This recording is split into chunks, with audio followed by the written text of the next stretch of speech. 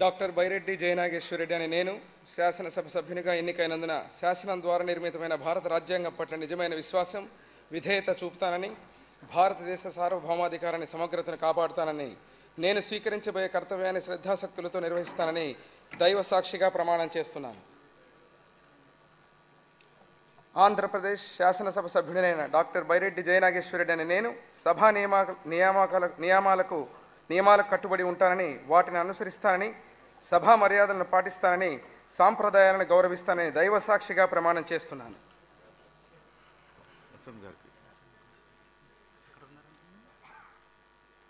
Shri Jayaram గుమ్మనూర్.